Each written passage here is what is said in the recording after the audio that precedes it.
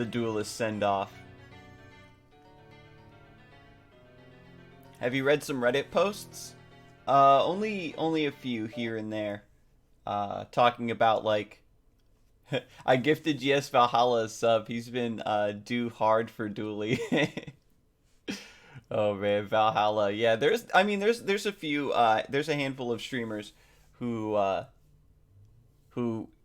stream Duelist at one point or don't anymore, which is again totally fine, because I'm here for the final hours, but I definitely didn't keep faith as hard as some other creators did.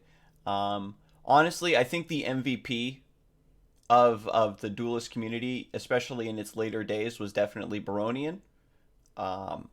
And who was it? T2K, I believe it was, the programmer.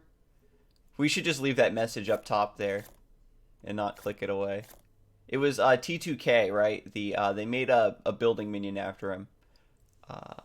That did like a lot of programming for like certain features and like different mods and stuff.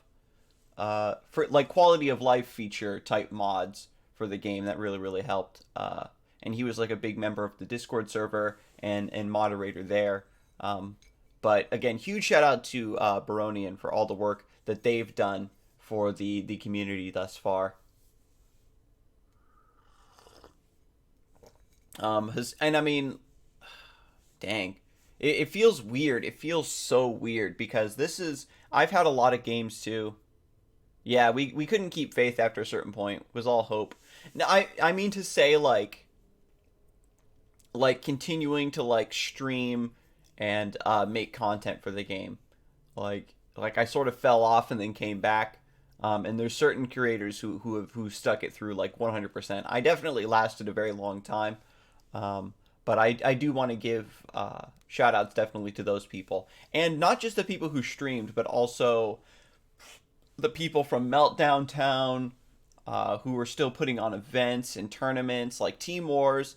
And then we just recently had the Duelist Farewell tournament.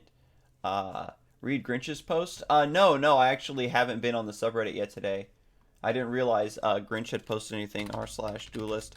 That's a good idea. We can go ahead and bounce over to the subreddit and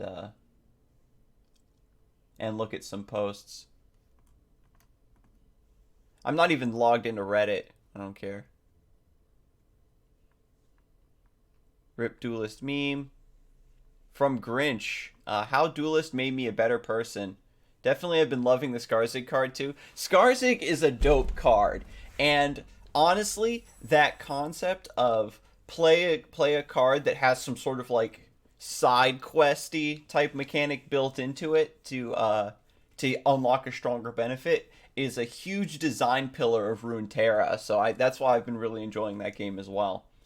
The only issue is that there are a lot of decks right now that win without needing champions to proc. You know what I mean? Just because there's certain champions in that game that are just like extremely strong and just do what they do. You don't need to like worry about getting them to level up. And I wonder if that's something that the developers are going to address, is to make that a bigger necessity. Yeah, honestly, I was on the brink a couple times yesterday during the stream where I could feel like a lump in my throat, like right here. So if I don't start crying, then it's not because I don't care, but just because I already kind of came close to the brink and managed to survive. And there's totally nothing wrong with letting out those emotions, my friends. More Sentinels would have been more fun. We demand tears. I'll stir some up for you, especially as it gets later on in the day. So this post is from Grinch. For those of you who might not recall, who might have joined Duelyst later on, Grinch was a big member of the community and one of the game's biggest streamers at the time. I want to say, if I'm remembering correctly, he was the first Twitch streamer to get partnered via support from the Duelyst community. You can't necessarily quote me on that, but I believe that is the story. Yo, what's up, Yoshi Games, Lark, Again, Miramasa, Clan Kai, Zabaints, Marcy's sister, the gang is all here. What's up, y'all? We had a lot of familiar faces drop by yesterday. I appreciate everybody taking the time to stop by for this final Duelist stream. But Grinch, he was working his ass off. It was the typical streamer story of getting that success, working really really hard to grow even bigger, to really show up for your community, and then he just kind of got burned out, um, having to, you know,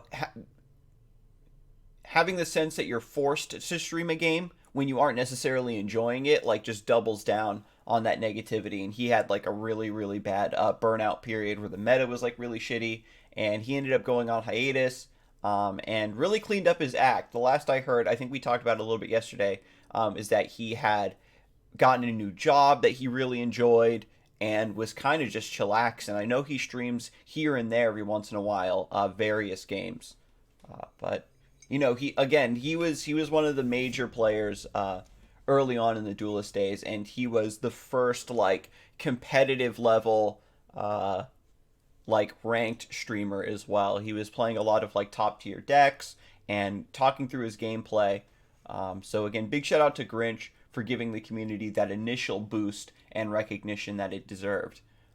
So to get to the post, Grincher says, I found Duelyst via the Hearthstone Reddit post in November 2015 and was instantly captivated by how in-depth and nuanced the game was. I reached S rank in 4 days, devouring every forum post about strong decks and positioning I could along the way. I decided to stream randomly mid-climb, and it seemed to gather real traction. One thing led to another, and almost overnight I was one of the largest streams to have originated purely through Duelyst.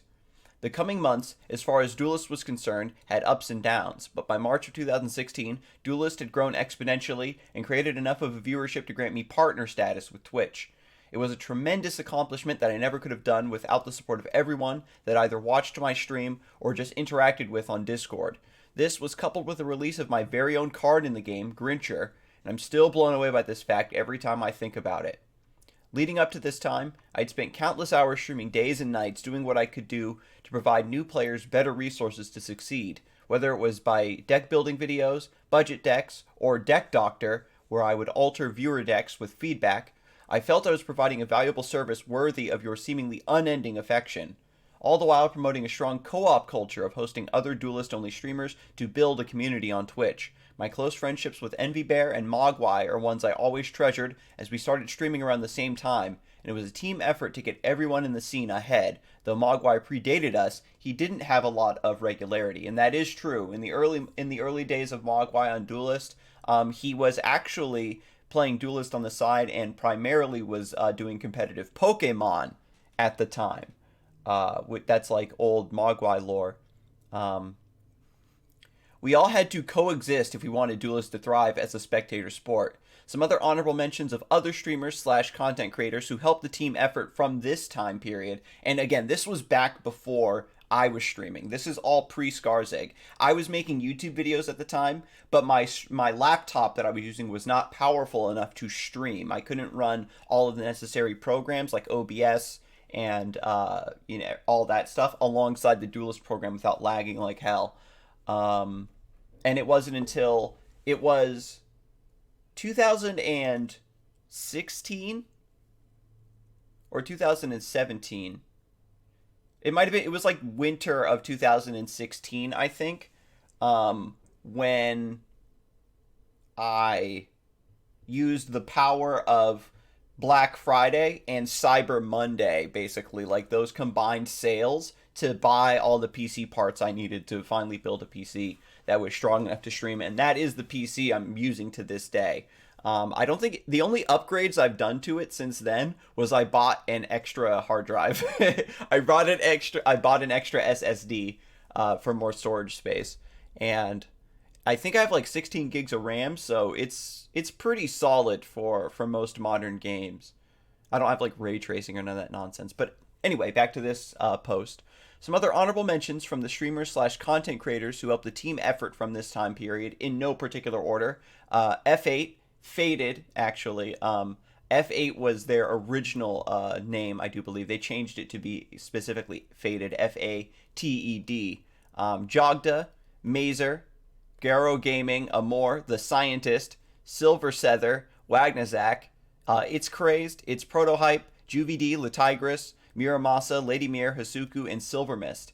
I am very likely forgetting many others, but not to mention all the individual streams that would be 2 to 3 times a month from players like Smash the Hamster, Riverath, Good Guy Hopper, Plas, Kolos. So many people would start a stream if no one was streaming just for a place to hang out. It took all of us to build what we had, and I'm forever grateful. It's also important to recognize CPG devs who truly loved this community and wanted it to be the best it could be. Thanatos, Deceptical, Wintermute, I love you, buddy, and so many more. No, Zabanes. This particular list is back from like the earlier Duelyst days before I started streaming. I might have gotten a shout out for like maybe content creation, making videos, but I was definitely behind Mogwai when it came to popularity on YouTube at the time. I mean, I still am, but I mean, in terms of like Duelyst stuff, at my peak, my Duelyst videos would get like a couple thousand views, which was hype, between like 1,500 and 2,000 views, which is, you know, absolutely huge. Duelyst was, you know, in its prime, still a pretty solid game. There's also, amongst all of this, when I was making my push for partner, back when I stopped doing YouTube videos so that I could focus purely on streaming. And when I was doing that effort, I do have to give a huge shout out to Pedro, aka the Tactical Gamer. You might have seen them very recently doing streams about their design work. He basically has been a graphic designer for years and years freelance, and it's only very recently that he's begun to incorporate his stream with his graphic design work. Yeah, he just got married too. Like, holy shit. But back in the day, he also had aspirations to become a Twitch partner and was going to use the hype around Duelyst to achieve that goal. And so it was me, the Tactical Gamer, Ghostly Tuna, Silver Mist, and I think Hasuku? I don't think so. I can't remember. I don't think it was Hasuku, no. But it was like us four. Basically, Pedro had started a Discord server so that we could all get coordinated, and we were like chain hosting each other. It just so happened that like all four of us, all of our stream slots lined up perfectly so that we could basically constantly host each other throughout a 24-hour cycle. And so we started like this momentum going over like the course of like a couple weeks of chain hosting one another. And so it was like Pedro streamed in the morning, and then I was like, and then it was like me, and then it was Ghostly Tuna, and then Silver Mist, as you all know, streams at like 1 a.m. or something like that. So it was like the late night, it would go to like Silver Mist. Excuse me. And after all of this hype and all was said and done, unfortunately, only I got Twitch partner status. It's really hard to maintain server costs, and will they be opening again? Probably not. Again, I know Pedro used to stream in the very early morning. Yeah, and again, this was back during this initial initiative, essentially, to try to use as much like hype from the Duelyst community as possible to elevate the content creators and just make better content and more regular watchable content for the community. So Pedro's always been a very proactive person. He's very hungry as an individual, and you know, he's not afraid to just like, if he knows that you and him can work together to achieve something, he's not going to beat around the bush. He'll reach out to you, and I always admired that about him, because he was always like linking up with people and getting stuff done. And it's honestly based on his efforts plus the love from the Duelyst community that I was also able to get Twitch partner. It was honestly a miracle, right? Because I had already done some promotional work on like the front page of Twitch regarding promoting Duelyst. And if you all remember, back when I submitted my application, this was back when they had just got done doing TwitchCon and PAX and there was like two or three like gaming conventions back to back to back, and the team of people that were responsible for reviewing channels for partnership were busy taking care of things on that end. The team wasn't like dedicated to just that. They would get scavenged and assigned to other projects. So what happened is all the partner applications were like super delayed. And whenever I would send a follow-up email, right, what ended up happening is there was like a bug in their system that if you sent a follow-up email regarding the status of your application, it would move your application back down to the bottom of the list, right? Because it would kind of read your application as a new one rather than one that has been pending. So by sending follow-up messages, I was actually also bumping myself further down the list of needing to be reviewed. All things said and done, I did eventually get an email explaining all of this, about the delays and about the conventions delaying the process and about how messaging them was delaying the process. But all in all, it took 9 weeks, I believe it was, to hear back from the Twitch partner associations that I had finally gotten partnered. It was absolutely wild, like the anticipation. But also, again, big shout out to Thanatos, JuviD, Riverath. The main developers that we know and love today weren't originally part of CPG. There's also Chronicle, who I believe started off as a moderator on the Duelyst subreddit and eventually joined the CPG team. And it was the same for a lot of these, like Thanatos and JuviD, I believe. It's same with Deceptical. They all started out as just like diehard fans of the game and eventually got added to the team. And it was always sort of a dream of mine to join up with CPG at one point, but it wasn't meant to be. The team was in the middle of like heavy restructuring, if you recall at the time. Who is moderating the forums before Thanatos? I can't remember. Me neither. But there was a couple opportunities presented where I probably could have worked at CPG, but it was, like I said, it just wasn't meant to be. The company was in the middle of doing a lot of restructuring regarding the way they had been slowly trimming down the Duelyst staff, if you remember that from like a couple years ago. There was, Godfall on the horizon, and they were basically shifting gears where there were certain developers that would be able to work on Godfall and not Duelyst, or vice versa. So they didn't need the Duelyst only developers. They needed new developers that could work on Godfall with them. And I just didn't, of course, fit the bill for that. I did some interviewing for QA testing for Godfall way back in the day when it was like first getting off of the ground, but they ended up not really needing me for that either.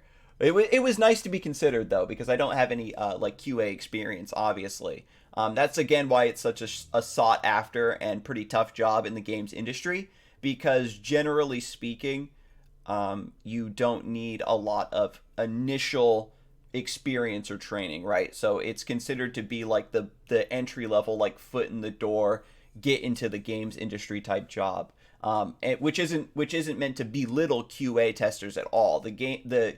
There's obviously a difference between skilled and unskilled game testers. But like I said, it was nice to be considered at the time. And yo, what's up, Smash the Hamster? Welcome.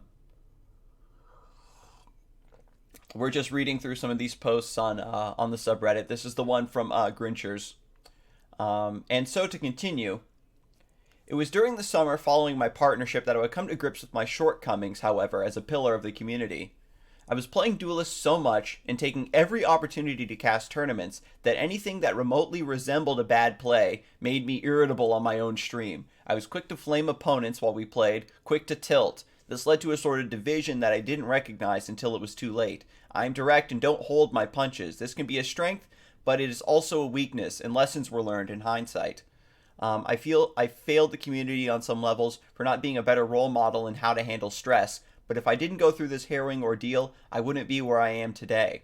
My personal failure as a leader is something I've ingrained into my soul and live my day-to-day life trying to improve on for the better. I work at a wonderful company now in a field I am passionate about, accessibility technology, and the mistakes I made as a streamer were not repeated. I've learned to accept people's opinions and share my own in ways that reflect a conversation rather than a dissertation. I'm empathetic with people who need time, and I draw heavy inspiration from Duelist's famously warm and inviting community, mostly lol, in my methods for maintaining and developing new communities in my day-to-day life. Life skills I'm thankful to have learned firsthand, though, were painful ones to learn. My parting words, though, are ones of thanks, not to not only the people who made my stream success possible, but to people that worked tirelessly to improve the community in their own way, unrelated to my own efforts. People like Boronian, tirelessly working on the wiki and creating player resources. T2K5, I regret my falling out with him to this day, as he's a wonderful guy who also created so many quality of life mods for Duelyst. He likely saved the game for some people. So many lives were touched by this little game, and I'm blessed to have been a part of it. Once upon a time, you may have found your way to my little corner of the community. I am forever changed for the better because of it. Grinchers. Yeah, and it's funny because like the latter part of that letter basically goes into what I understood the story to be regarding Grinch. He basically became famous in the community for being pretty easily tilted, pretty salty. But again, that was, as you saw in the post, that was just a side effect of how much time he was spending streaming and, you know, just putting effort into the community. It burns you out. And even like back when I was streaming, there was a few times on stream where I got hella tilted and would just have to end the stream early or just play something else. Because it is rough. Definitely. I've learned to deal with it a lot better, I think. And my most toxic, I would have to say, was like back during my old Call of Duty days, my old Street Fighter 4 days, my old League of Legends days. This was back when I was way younger. And those games just bring out the worst in me. Oh my god. It's my League of Legends not so much, but I remember Street Fighter and Call of Duty making me a super salty Sam. League of Legends can make anyone toxic, yeah. It's just it's not like flame. It's just like the mood it puts me in. Like I've never been like hardcore flaming people in League of Legends. Like I'll talk shit back, like if people start flaming me for something, but I've always been the type of player that's like, especially because I play top lane, you have such little impact on the overall game that it's more about doing what you can. If you play your game perfectly, you just have to lower the chances that you're the reason your team lost. I gave up on the game. It's bad for my mentality. Oh, 100%.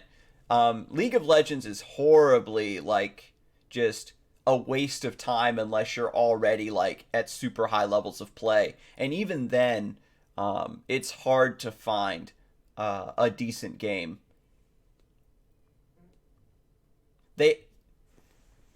Being forced to rely on forest rangers to succeed that have no consequences you'll likely never see again. Yeah, and like one thing too that League of Legends is starting to do, or I don't know if they implemented it, but they had like voice comms to like help players better coordinate or like just give people advice. And I think NoAHJ was just posting on Twitter the other day that like high ranks is still infested with win traders and griefers and bots and scripters and stuff. And Riot Games just doesn't have like, they just don't do anything. Like there's been so many times that basically for every like 1 in 10 toxic people that you report is about the rate they get sorted out. I think they Riot Games has definitely like super duper failed in regards to cleaning up the toxicity in their community.